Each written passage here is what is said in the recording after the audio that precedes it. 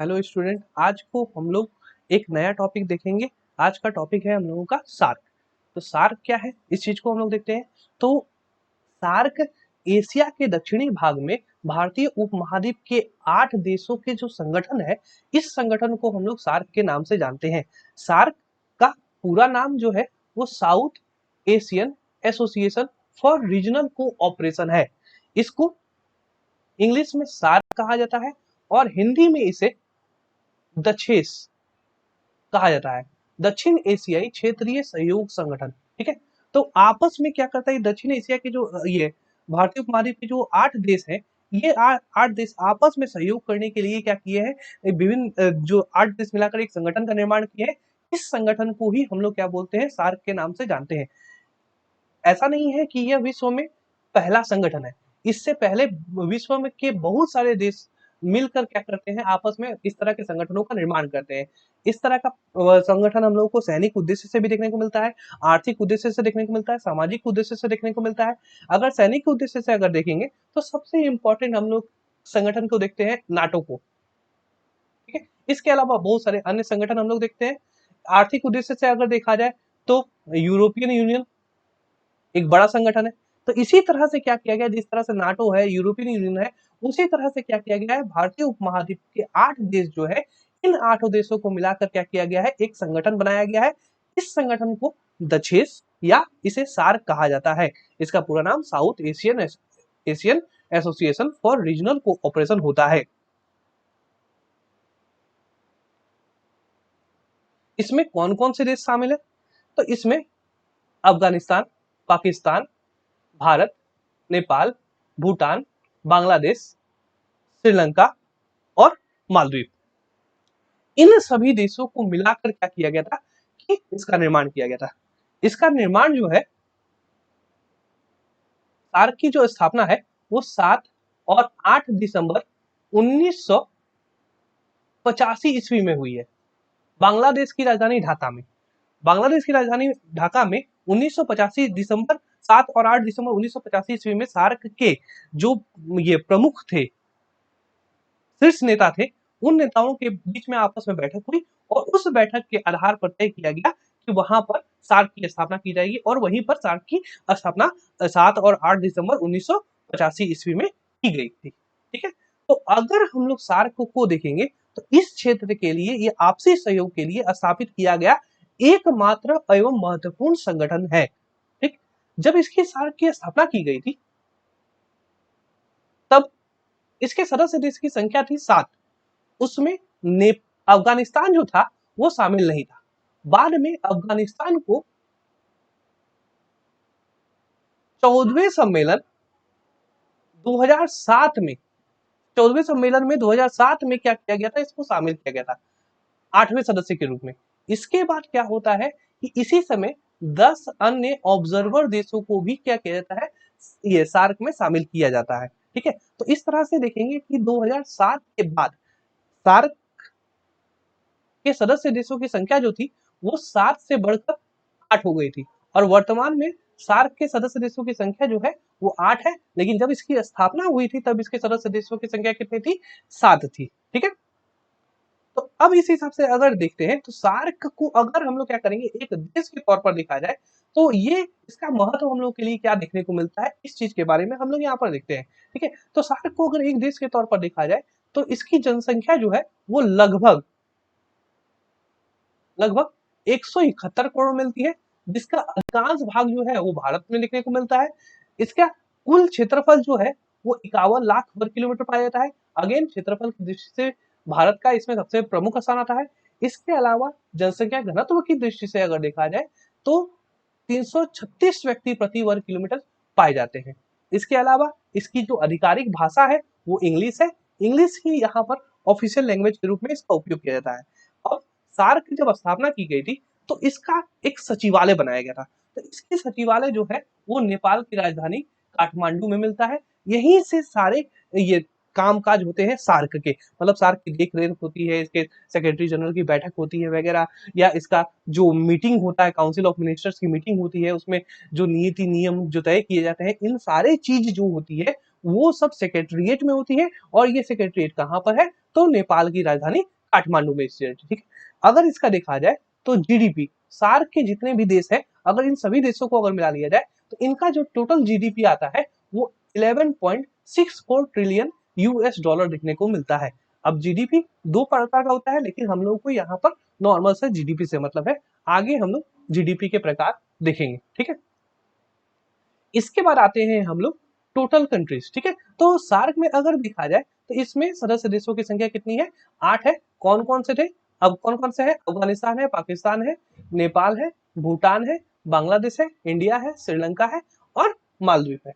तो ये 8 देश है। सार्क की अभी तक अगर देखा जाए तो 18 सम्मेलन हुए हैं अभी तक। जो शिखर सम्मेलन का अगर देखा जाए तो 18 शिखर सम्मेलन हुए।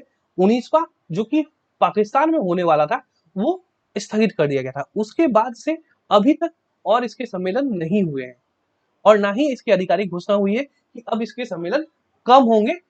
इसकी अभी तक कोई घोषणा नहीं की गई है। तो अगला शिखर सम्मेलन के बारे में भी अभी कोई आधिकारिक जानकारी उपलब्ध नहीं है। हम यहाँ पर जो भी आंकड़ा लिए हैं वो सब सार्क का जो ऑफिशियल वेबसाइट है,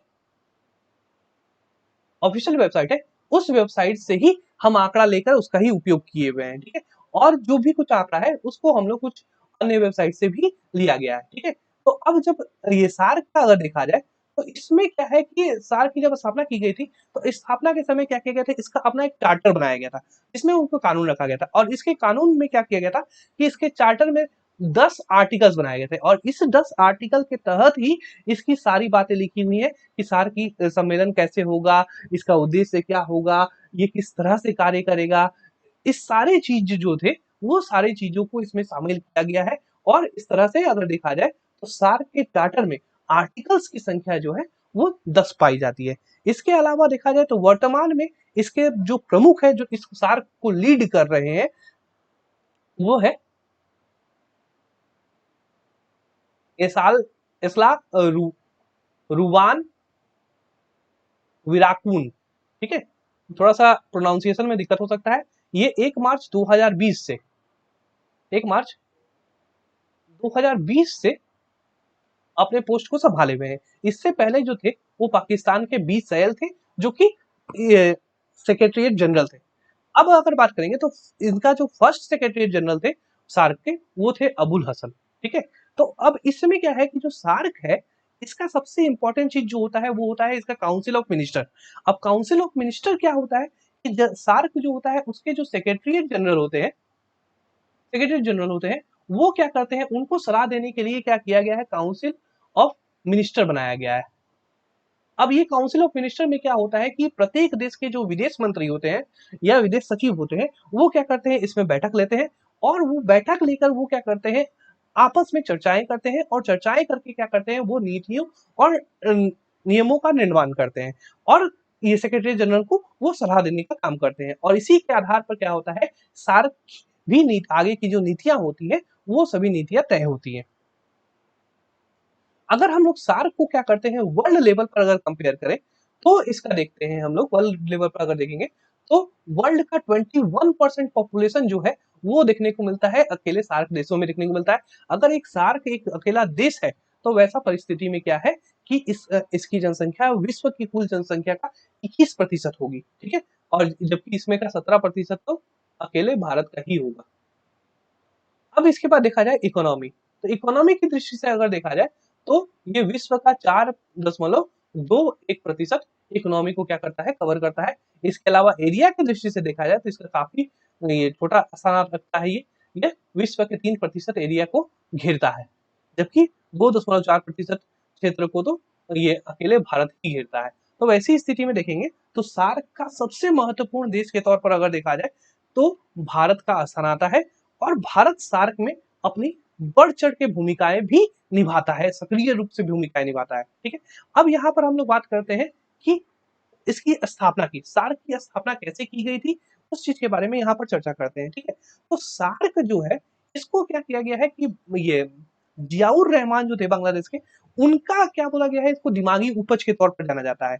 मतलब सबसे पहले क्या किया गया था, सार्क जो था वो दिमाग में किसके आया था, तो जियाउर रहमान थे, उनके दिमाग में सबसे पहले इस सार्क के बारे में आया कि एक संगठन बनाना चाहिए, दक्षिण दक्षिण एशिया के जो विभिन्न देश हैं इनको मिलकर एक संगठन बनाना चाहिए, और इसके लिए उन्होंने काम करना शुरू किया। और 1971 से लेकर 1980 तक इन्होंने जितने भी प्रमुख पड़ोसी देश थे, आसपास के देश थे, भारतीय उपमहाद्वीप के देश थे, इंडिया, पाकिस्तान, नेपाल, श्रीलंका, इनको क्या किया कि इनका दौरा किया और इनके जितने भी राष्ट्र प्रमुख थे उनसे मिले, उनसे बातचीत किए और बातचीत कर कर एक आपसी सहमति बनाने का प्रयास किया गया।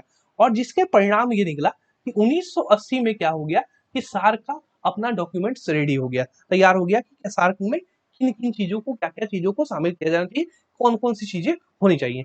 और इसके बाद क्या होता है कि 1981 ईस्वी में बांग्लादेश की राजधानी ढाका में क्या होता है कि सार्क के जितने भी प्रमुख देश थे, जिनको सार्क में शामिल होना था, जिनको मिलाकर सार्क की स्थापना की जानी थी, उसको मिलाकर क्या किया गया, उनके सभी ये जो विदेश सचिव थे उनकी मीटिंग बुलाई गई। इस मीटिंग में क्या होता है कि सार्क के बारे में चर्चा होती है कि सार्क का स्थापना कैसे किया जाए, क्या किया जाए, और सार्क का चार्टर कैसा हो, इस चीज के बारे में यहाँ पर क्या होता है, चर्चा होती है।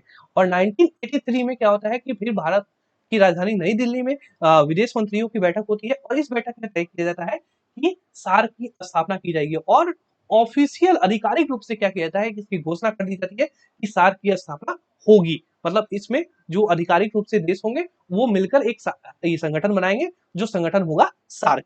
ठीक है। अब इसके बाद 1984 में फिर से विदेश मंत्रियों की बैठक होती है, ये मालदीव की राजधानी माले में। अब यहाँ पर क्या होता है कि जितने भी ये जो सार्क का है उसका चार्टर, यानी उसके आर्टिकल्स, जो 10 आर्टिकल्स बताए थे हम, तो उस 10 आर्टिकल्स को तय किए गए कि उसके कौन कौन से आर्टिकल्स होंगे। इसके बाद फिर क्या होता है कि 1985 ईस्वी में क्या होता है कि सार्क के जो प्रमुख है, नेता है, उनकी क्या होती है, बैठक होती है बांग्लादेश की राजधानी ढाका में 7 और 8 दिसंबर, 7 और 8 दिसंबर को बैठक होती है 1985 में। और इसी बैठक में क्या होता है, इस आधिकारिक रूप से सार्क की स्थापना कर दी जाती है। ठीक है। तो आज का जो हम लोगों का टॉपिक था सार्क का, वो यहीं तक का था।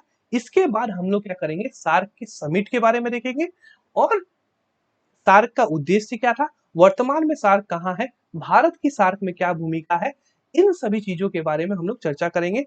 सार्क के रीजनल सेंटर्स क्या हैं, इन सभी चीज, जो भी चीज सार्क के बारे में है, इंपॉर्टेंट चीज है, भारत की दृष्टि से जो इंपॉर्टेंट है, हम लोग के एग्जाम की दृष्टि से जो इंपॉर्टेंट है, इन सारे चीजों को हम लोग क्या करेंगे, देखेंगे नेक्स्ट इसके बाद वाला वीडियो में। ठीक है। Thank you.